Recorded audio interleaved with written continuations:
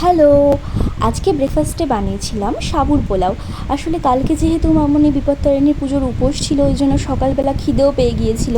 আর বেঁচে যাওয়া সাবু দিয়ে মামনি বলল যে এটা দিয়ে কিছু একটা বানিয়ে দাও। তো আমি বানিয়েছিলাম সাবুর পোলাও। প্রথমে আলু, গাজর, টমেটোকে কুচি করে কেটে নিয়েছিলাম, আর সামান্য একটু কাজু কিশমিশ নিয়েছিলাম। কাজু কিশমিশটাকে প্রথমে ভেজে নিয়ে সরিয়ে রেখে তারপর কড়াইতে তেল দিয়ে ওতে জিরে আর আদা ফোড়নে দিয়ে তার মধ্যে দিয়ে দিয়েছিলাম কুচি করে কেটে নেওয়া টমেটো, আলু, গাজরটাকে, আর একটু কাঁচা লঙ্কাও দিয়েছিলাম।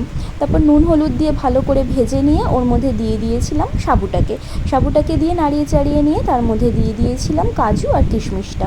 কাজু আর কিশমিশ দিয়ে ভালো করে নাড়িয়ে চাড়িয়ে নিয়ে তার মধ্যে পরিমাণ বুঝে চিনি ছড়িয়ে দিয়েছিলাম। তারপর চিনি ছড়িয়ে দিয়ে আবার একটু মিশিয়ে নিয়ে দিয়ে দিয়েছিলাম ঘি। ব্যাস, ঘি ছড়িয়ে দিয়ে আমাদের রেডি হয়ে গিয়েছিল সাবুর পোলাও। বেশ ভালোই লেগেছিল খেতে সকালবেলার ব্রেকফাস্টটা।